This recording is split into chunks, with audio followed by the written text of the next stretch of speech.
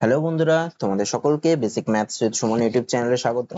তো আজকে ক্লাসে আমি তোমাদের এসএসসি জিডির 7ই ফেব্রুয়ারি 2025 এর থার্ড শিফটে আসা ম্যাথের কোশ্চেন গুলো সলভ করাবো। তো চলো আজকের ক্লাসটা শুরু করি। আচ্ছা, কি বলছে দেখো, বলছে একটি কাজ করতে বি এর যা সময় লাগে এর তার দ্বিগুণ সময় লাগে, মানে বি এর যা সময় লাগে এর তার ডবল সময় লাগে, ও সি এর বি এর অর্ধেক সময় লাগে। আচ্ছা, তারপরে কি বলছে, এ কাজটি 12 দিনে শেষ করতে পারে যদি বি প্রথম দিন, এ দ্বিতীয় দিন ও সি তৃতীয় দিন এবং বি চতুর্থ দিন এইভাবে কাজ চলতে থাকে, তাহলে কাজটি শেষ হতে মোট কতদিন সময় লাগবে। দেখো খুব ভালো অঙ্ক দিয়েছে এটা। কি বলছে আরেকবার পড়ি। একটি কাজ করতে বি এর যে সময় লাগে এর তার দ্বিগুণ সময় লাগে।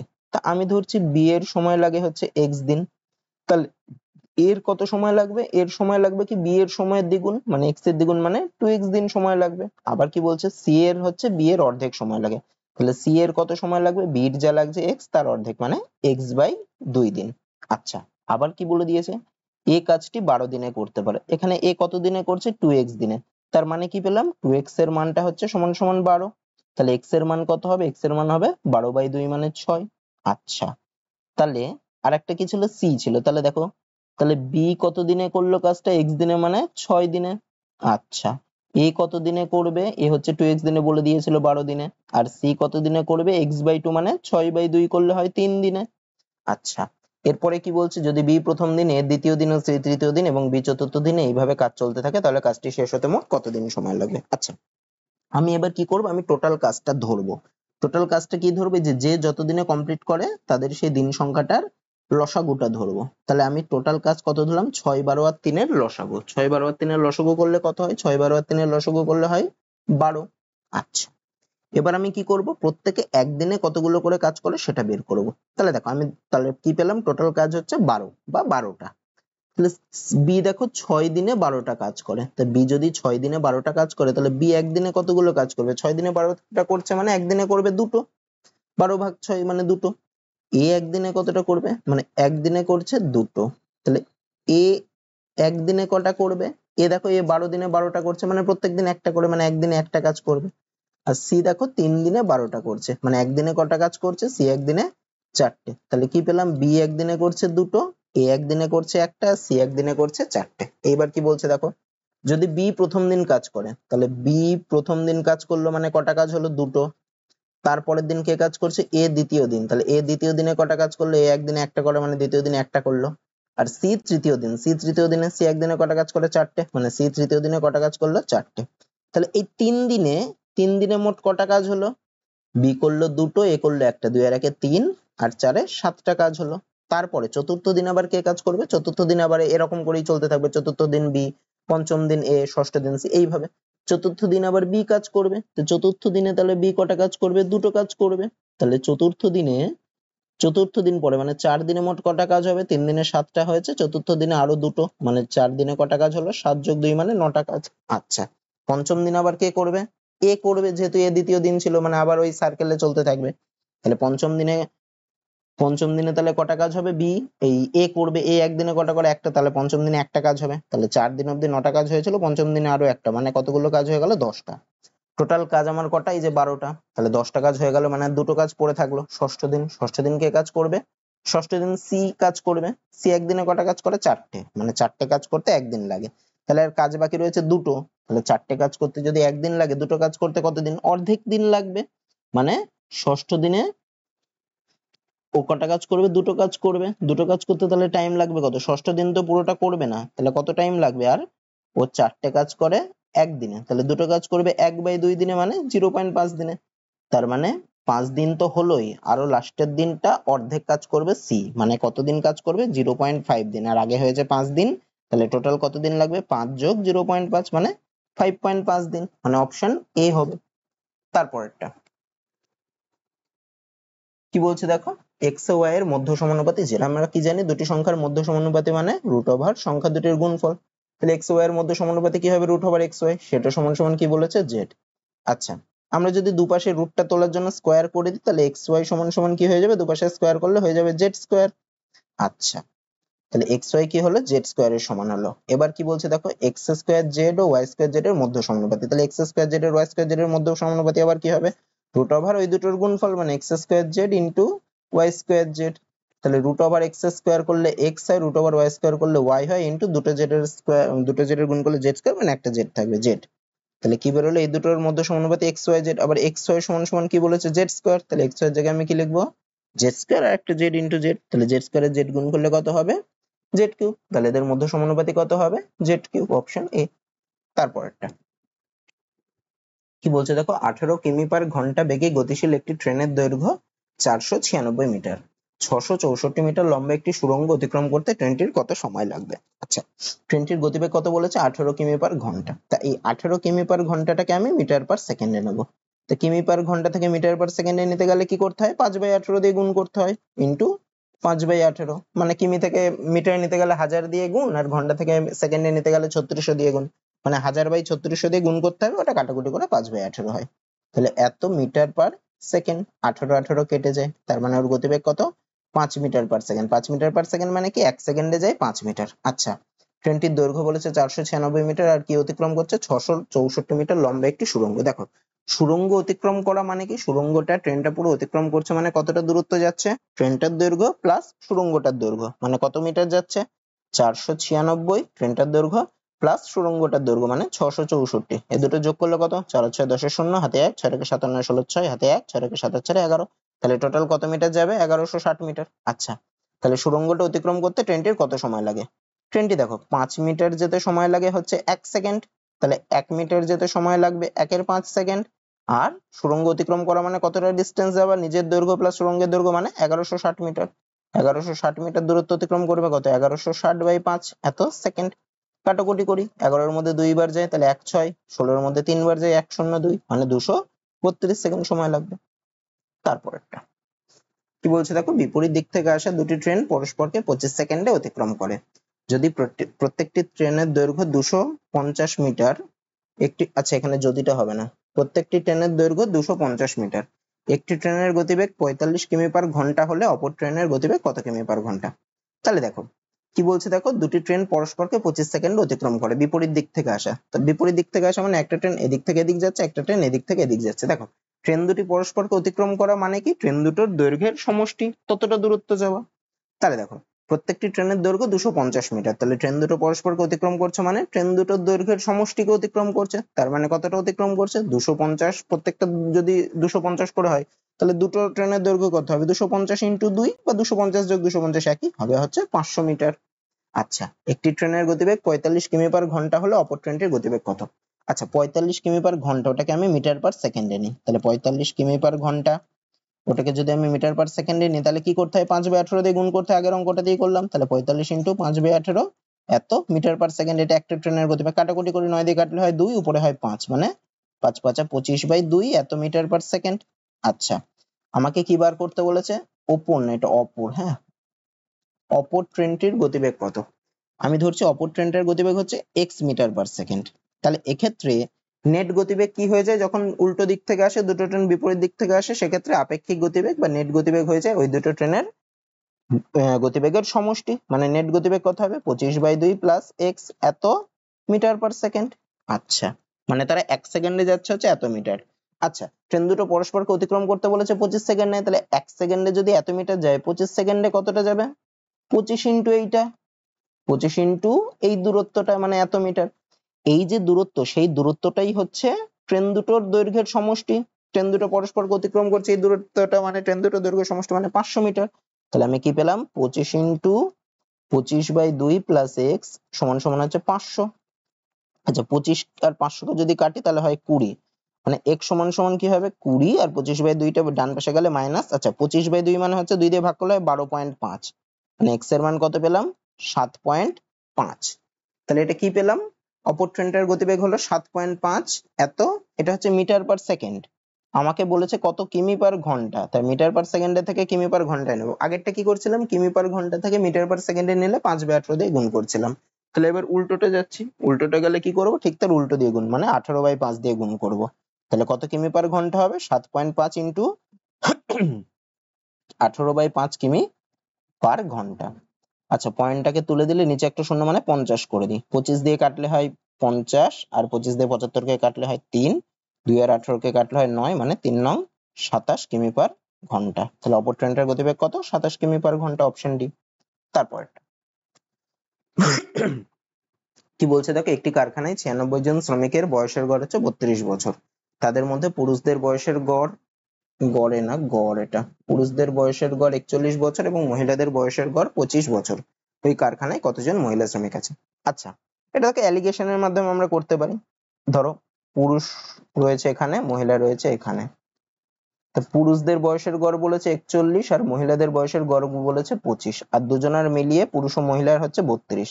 তাহলে এখানে হচ্ছে 32 কে লিখলাম। তাহলে 41 থেকে 32 কে যদি আমি বিয়োগ করি কত হয়? 9। আর 32 থেকে যদি 25 কে বিয়োগ করি তাহলে হয় কত? 7। তাহলে দেখো, তাহলে পুরুষ আর মহিলার অনুপাতটা কি বেরোলো? 7 আর 9। তাহলে পুরুষ ইস্টু মহিলার সংখ্যা যদি আমি করি, কত বেরোলো? 7:9। টোটাল কতজন আছে? 96 জন।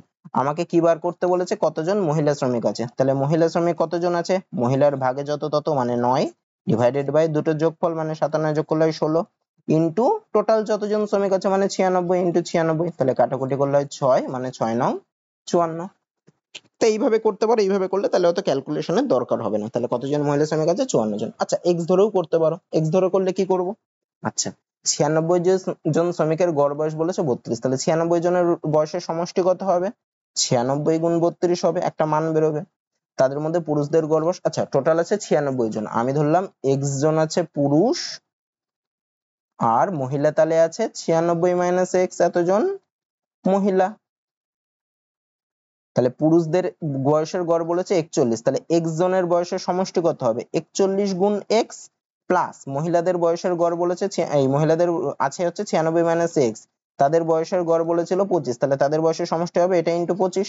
এটা সমান সমানই হবে টোটাল 96 জনের বয়সের সমষ্টি, মানে 96 ইন্টু 32। তো এইভাবে এটাকে সলভ করেও করতে পারো, কিন্তু এই অ্যালিগেশনের মাধ্যমে করলে খুব তাড়াতাড়ি এটা হয়ে যাবে, অত ক্যালকুলেশনের কোনো দরকার হবে না। তাই এইভাবে করাটাই বেস্ট হবে।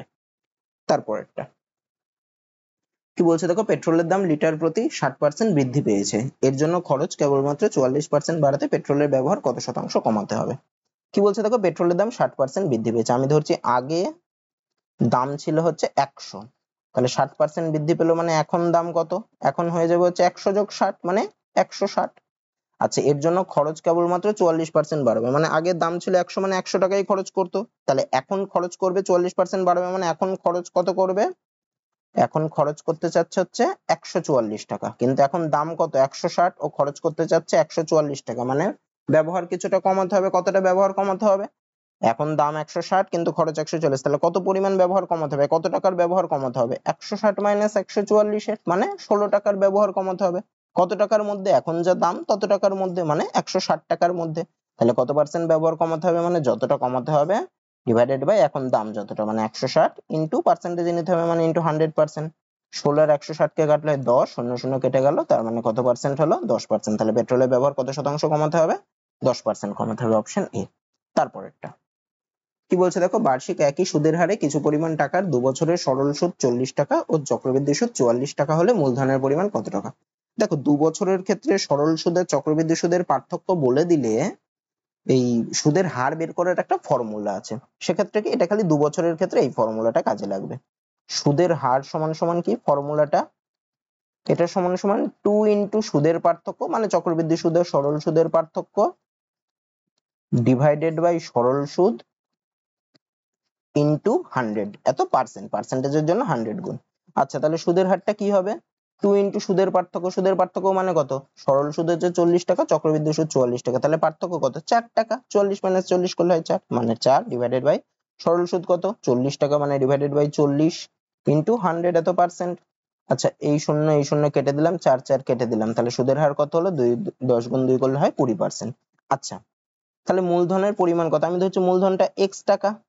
আচ্ছা, সময় কত? সময় হচ্ছে 2 বছর, আর সুদের হার কত পেলাম? 20%। তাহলে এই x টাকা 2 বছরের সরল সুদ আবার 40 টাকা, তাহলে x টাকা 2 বছরে যদি আমি সরল সুদ বার করি, ফর্মুলা কি? ptr বাই 100, যেখানে p টা হচ্ছে মূলধন মানে x, ইন্টু t, t মানে হচ্ছে সময় মানে 2, ইন্টু r, r এর মান কত? r এর মান হচ্ছে 20% মানে 20, ডিভাইডেড বাই 100, এটা সমান সমান কত?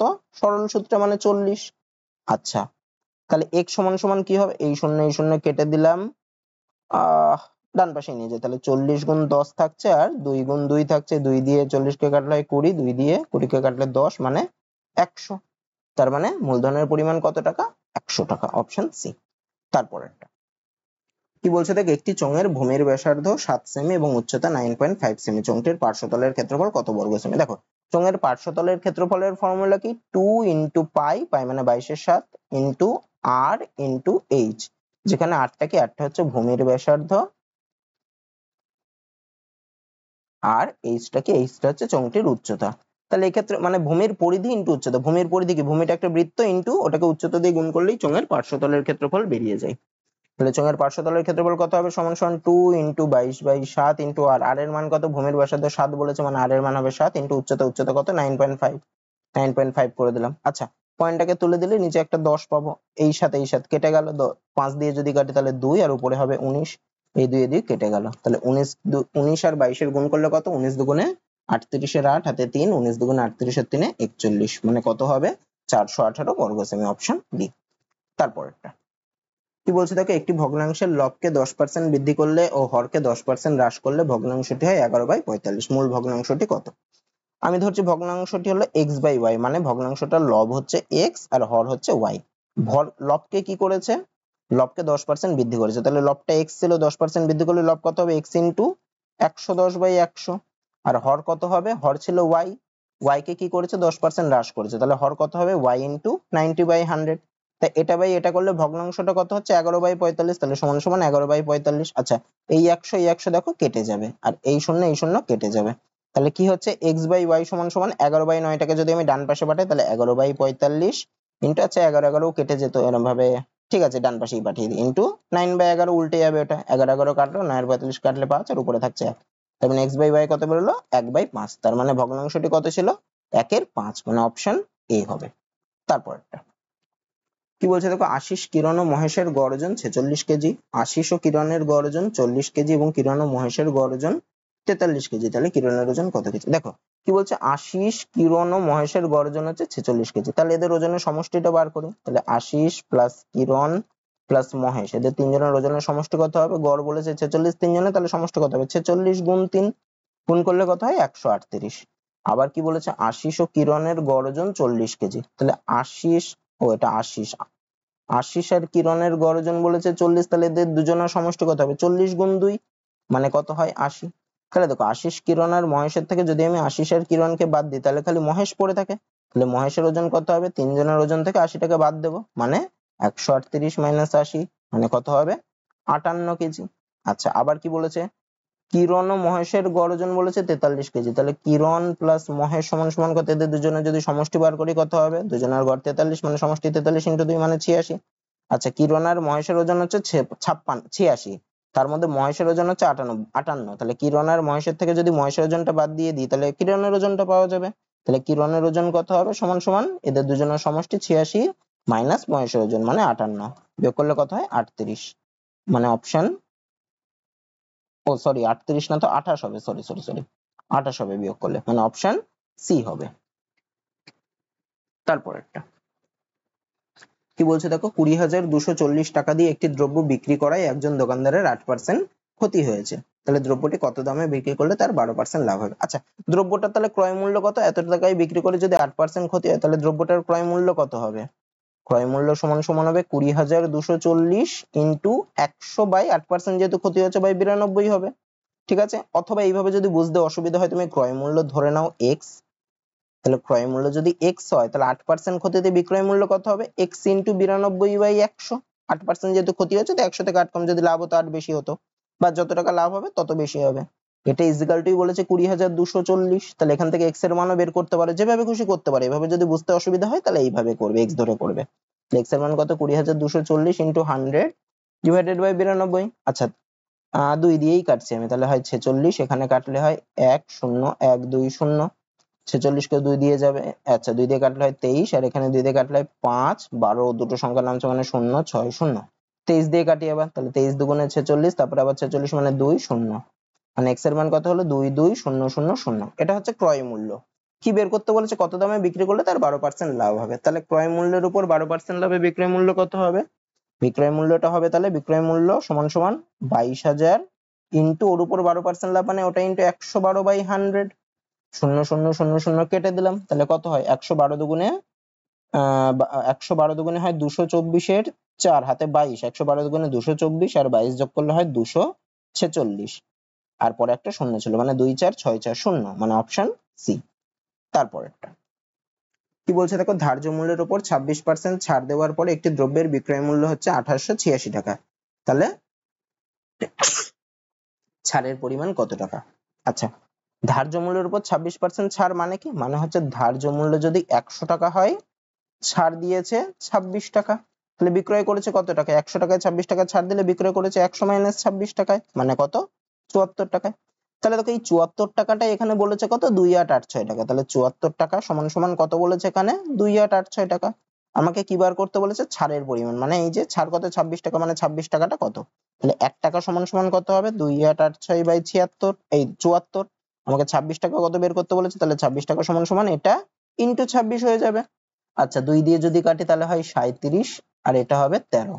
37 দিয়ে এটাকে নিশ্চয়ই কাটাকুটি যাবে, বা এটাকে কাটি, হ্যাঁ 2 দিয়ে, তাহলে হয় 1 4 4 3। এবার 37 দিয়ে যদি কাটি, প্রথমে দেখো 3 বার দিলে হয় 111, তারপরে 333, 333 মানে 9 বার যায়, তাহলে কত হলো? 26 গুণ 39, 26 গুণ 39 দেখো গুণ করলে হয় 6 নং 54 4।